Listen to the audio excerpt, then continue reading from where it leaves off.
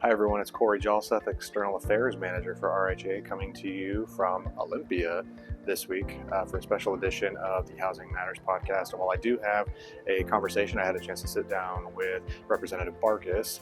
I also want to thank all of the RHA members and staff who came down here for two separate rent control bill hearings this week. We packed the hearing rooms and really made our voices heard. So I want to thank everybody for coming down here to take the time out of their schedule to really show lawmakers how this will have an extremely detrimental impact on rental housing costs and supply in Washington State. And stay tuned after my interview with Representative Barkis for a wrap and kind of highlight of all of our members' efforts down here, a little bit of footage from the hearings and the line to get into the hearing room and all that. So stay tuned after my interview for a weekly wrap for the first week of legislative session in Olympia. Well, State Rep Andrew Barkis, thank you so much for joining the Rental Housing Association of Washington's podcast, Housing Matters. Really appreciate you taking the time out of this busy legislative session. We are recording this on day one, thanks again for taking the time. Just a little bit of background info on anybody who's not familiar with you. Where were you born and raised, and Sure. Kind of growing up in the housing industry? Yeah, you bet. Well, thanks for the opportunity to sit down with you. And yeah, it's day one. It feels like day 40. I don't know. It's been a long day already. I'm a little tired, but born and raised in Chehalis, Washington, just about 30 miles south of here. Number 8 of 9 kids, and Big family, yeah. Big family. Went to work early. Did all that good stuff. Graduated from WF West High School. Went to Centralia College for 2 years. Got my associate's degree and then transferred up to Seattle University and finished with a communication and business degree. And also ROTC. I was very involved, and I was initially wanting to become a Army officer. But that was cut short when I tripped, falling on a run one day and tore up my knee, and that was that. So I lost my commission as a result of that. Fate had other plans for me. Yes, but that I think speaks to kind of a public servant's heart, and so eventually led you to run for office. But yeah, and I never would have ended up in the property management industry and housing provider, et cetera, if that wouldn't happen, because I was literally managing an apartment building in Seattle when I was going to Seattle U. It was a great gig. Right, I got for me, and free rent, which was awesome. Yep. And it was on First Hill, which was about 2 blocks from Seattle U. And after everything happened with, I had already graduated from college and couldn't complete my training. The owner of that building said, what's your plans? And I'm like, I got to find a job. I don't know what I'm doing. He says, well, why don't you come to work for me? I own a lot of properties. And that's where I started. I started doing maintenance, painting and plunging, as we say in the business. But that's what started it. And then from there, I went to Spokane, worked for a large property management company, Keemly & Haggard, and then came back here in 1996 and landed with a small real estate property management company in Lacey, Washington, and eventually grew that business, bought that business, and the rest is history. Yeah, so. That's what a cool story. I spent a couple of years living in Spokane myself. Went to Wazoo, but started my career in TV broadcasting there. And what a great city. I miss it a lot. It was great. Really enjoyed the community. It's been fun going back there. Especially as a legislator. Right. I think I was there 6 times this year. So. Oh wow. Okay. Lots of meetings, lots of back and forth. So. Yeah. But always enjoy going over there. Love the people, and actually have reconnected with several people I used to work with. No way. Some 30 years ago. Yeah, it's kind of interesting. Like I said, small community, right? Yeah. I know this is an RHA podcast, and I know you're a member of the House Housing Committee, but you are the ranking member on the Transportation Committee as well. I'm just curious kind of what you foresee that looking like for this legislative session. Yeah, well, it's a short session, time is of the essence. This is when we do what's called a supplemental budget. So we did the big budget last year. Usually supplementals are just to make some changes, pretty easy. Not this year. Okay. As a matter of fact, I don't think it's ever been easy in the time I've been doing this. We are facing some major issues in Washington State with our infrastructure, maintenance and preservation, and a lot of revenue shortfall just because we can't keep pace with the increasing cost of delivering on the projects. And I'm sure people know this, especially your listeners in the Puget Sound region with the ferries and all the problems they're having, and the fact that we don't have any boats. And so this session is going to be a lot about how do we prioritize the revenues that we have. How do we make sure things stay on task as far as these projects go? There'll be a lot of policy around traffic safety, I think, will be one Sure. of the key components that we'll be discussing. My approach will be to look at existing revenues. We have what's called the Climate Commitment Act. A lot Yes. of additional funds have come out. And as long as those are available, I think we should reprioritize those so more come into transportation. People are paying a lot more at the gas pump because of that Sure policy. are. And Yep. so I think that people want to see a result or some outcomes if they're going to pay for it. And my constituents and the people I talk to just don't feel like they're really seeing that. The roads are still bad, the congestion's still bad, the ferries are still bad. We need to do better, and that'll be my goals this year to do that. Wonderful. Now to get to the housing aspect, you are on the House Housing Committee, and we have a number of bills coming through. But I don't know if you probably don't know the numbers off the top of your heads, but some of the maybe highlights from bills that you're Sure. sponsoring. Well, today, day one in session, if it's indicative, I think we're picking up where we left off last year. Last year was considered the year of housing. It's about time, as far as I'm concerned. Being in the rental industry, we have seen this massive attention to our industry, and really in a negative way, that we are the cause of this problem, and that is not the case. What the cause of the problem is that we have overregulated, the zoning issues, all the things that go into producing the supply. So I've been focused on supply side legislation since the day I got here, and along with landlord-tenant law stuff. Yeah. But last year we did a lot to do that: middle housing, ADUs, permanent reform, et cetera. Today, one of the first bills we heard, we actually ran bills the first day of session, and one was my lot split bill, House Bill 1245, and it passed 94-4 off the floor of the House. Not a hard choice, So right? it'll send to their. We're going to be working on a lot of stuff. The first bill heard in committee today was also one about what we call shared housing. So I think community-style housing, multifamily, where you have a single bedroom with a bathroom, and then you have shared common areas. This is being developed throughout the area, but found out that it was illegal in most communities, most cities. Oh, interesting. Because of zoning, again, and regulatory. So we're trying to remove those barriers to build this, what I would consider is one of the first rungs on the ladder of affordable housing. And it received a very good welcome. We'll see how fast it moves through the process. But I think the crux of my battle is going to lie on landlord-tenant law, which is I have some policies coming in to counter the big one, because I'm sure your next question is about rent control. Yeah, yes, it is. Yeah. So I'll let you ask that, and then I'll tell you what I'm going to do about it. So. House Bill 2114. The rent basically puts a ceiling at 5% on raising the rent. And then an interesting stipulation as well: any increase over 3% gives the tenant the ability to walk within 20 days. Yeah. What's up with this? Right. Yeah.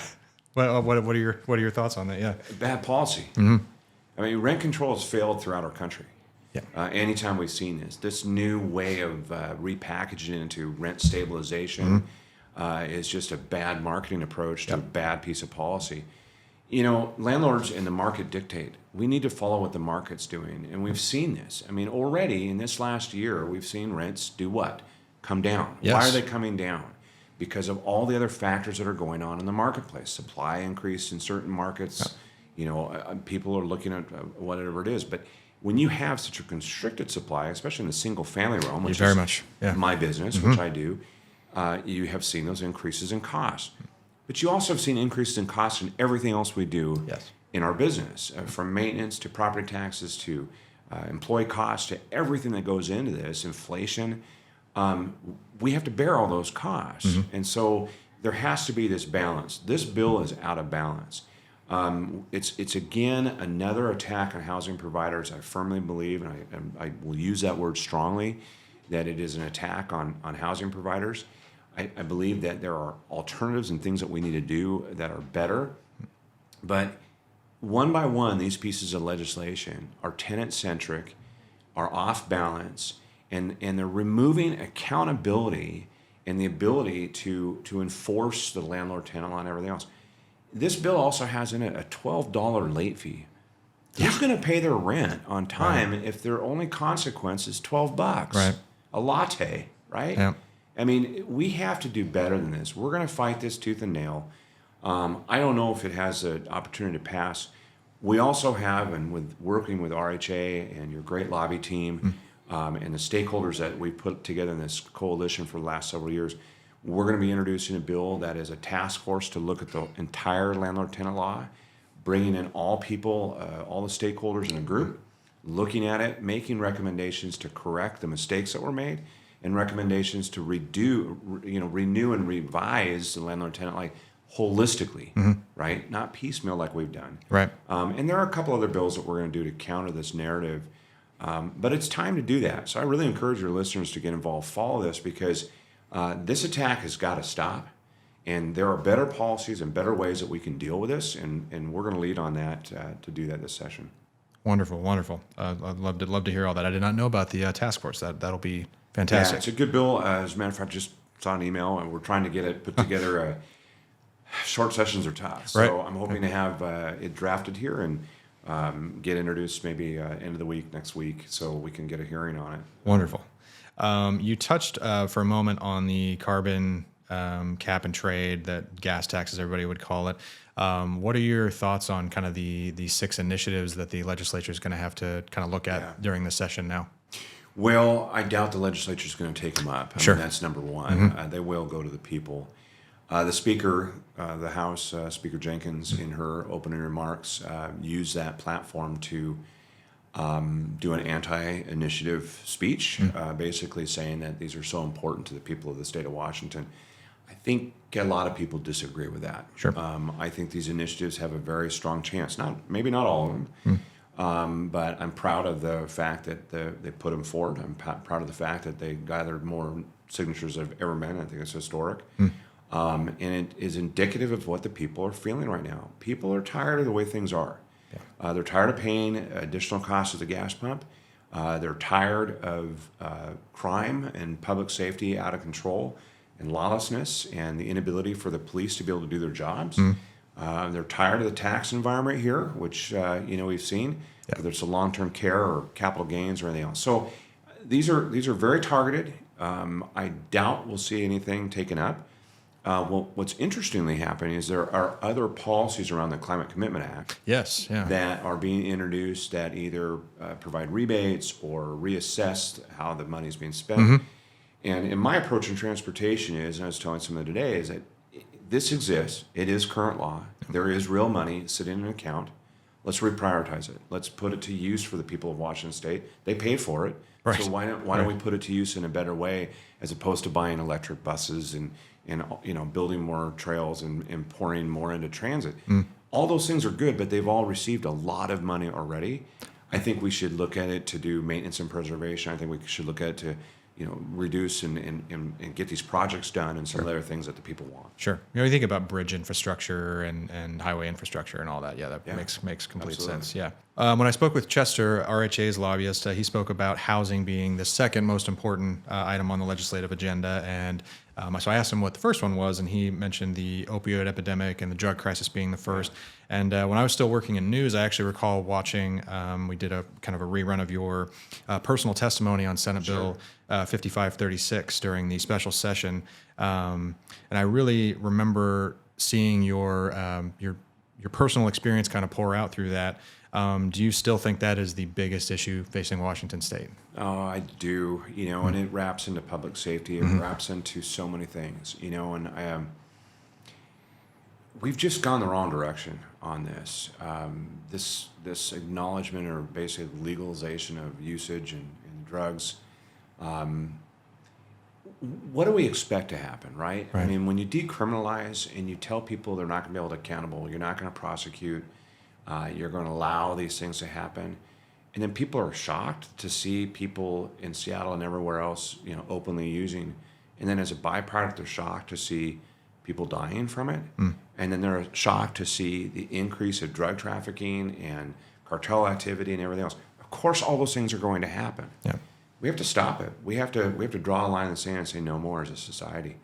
I truly believe that we have at the crux. People like to say it's a homeless issue. They've blamed our industry on it, right? Yes. They said that evictions. I remember the direct line graphs that evictions cause homelessness. That's not true. Yeah. Evictions are a result of something happening over here that the person couldn't pay. When you start to look at it, the same way with homelessness. You can't just blanket cover homelessness. These are drug addicts, mentally ill. These are people in the street that we may categorize because they're on the street or they're homeless, but they have a problem. And this problem is exacerbated by the laws and the fact that we have done a poor job in the legislature over the last many years allowing this to happen. We need to do more. Lives are being lost, generations are being lost, our workforce is being lost, families are being destroyed. These drugs are horrible, and heroin, fentanyl, whatever else is new, all the stuff that's coming into play.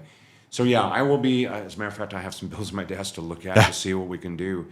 But I still believe we need to have robust substance use disorder facilities. I still believe that we should be getting people where they stand and getting them into these type of pathways. I think we should use our criminal justice system in a robust way, along with treatment and detox and all the things that come with that. Recovery housing is near and dear to my heart. We need to do more of that. I mean, these are all things that should have been a bigger priority, need to be a priority in the legislature, and will continue to be a priority for me. Well, State Representative Barkis, thank you so much for taking the time to speak with me and on Housing Matters, and we'll look forward to what we see in the rest of legislative session. You bet. Well, thank you for the opportunity, and I know it was quick, but we covered some great stuff. Yes, we did. I really appreciate the association and the activism and what you're doing and getting involved. Now more than ever. I mean, everybody needs to be involved in this situation. We have some critical pieces of legislation. We have some battles ahead, and we have some opportunities, right? And we need to be unified in our message, work together in order to do that. And I look forward to the opportunity of talking to you again. So we'll set Absolutely. something up. Yes, I'd love to. Maybe check you in here as these bills get rolling. We'll do something. Sounds great. All right. Thanks. Thank you. RHA and our partners came out in force at the Capitol for a hearing on House Bill 2114, a rent control bill heard in the House Housing Committee. The line to enter the hearing room wrapped around the corner and almost outside for people eager to have their voices be heard about why rent control is failed policy and will do nothing but hurt housing and affordability in our state. The hearing room was absolutely packed with concerned individuals and organizations in our industry. Those present heard very informative and powerful testimony from not only our members, but members of other housing, real estate, economics, and construction partners from all over the state. I had the pleasure of speaking with Daniel Clemmy after the hearing, and here is what he had to say. A lot of people showed up from the Rental Housing Association of Washington and other landlord associations to come have their voices heard. And really, I think what we're asking for is for the free market to allow rental housing providers to keep providing housing to tenants. That's why we don't want rent stabilization or rent control. We want to keep having the ability to provide housing to tenants. And these landlords are providing the housing, the safe and stable housing that high barrier, low income tenants need. And as if Thursday wasn't enough, we turned out in force again on Friday to hear the companion rent control bill in the Senate Housing Committee. Once again, we packed the hearing room with organizations and individuals who wanted to make sure their voices were heard on why rent control is not the route Washington State needs to take to increase not only the amount of housing, but the affordability of housing. We had a lot of fun as a group, and I just want to say thank you again to all who came to the Capitol and let their voices be heard and helped RHA and our partners in this effort. We enjoyed getting to know all of you better and hear how these types of policies would impact you. Well, that's a wrap for the first week of legislative session down in Olympia. Stay tuned every Friday for a quick weekly wrap from yours truly down here in Olympia for RHA. I'll make sure to update everyone on anything housing related going on down in the legislature. If you have a topic that you believe should be covered in a future episode of Housing Matters, please feel free to email at me at my email, chjalseth@rhawa.org. Please feel free to email me if you have any suggestions for topics, or if you think I should be diving deeper into something that is affecting our collective industry together. The views expressed in episodes of RHAWA's Housing Matters podcast do not necessarily represent the views and policies of the Rental Housing Association of Washington. Formal legal advice and review is recommended prior to selection and use of this information. RHAWA does not represent your selection or execution of this information as appropriate for your specific circumstance. The material contained and represented herein, although obtained from reliable sources, is not considered legal advice or to be used as a substitution for legal counsel. Copyright 2024.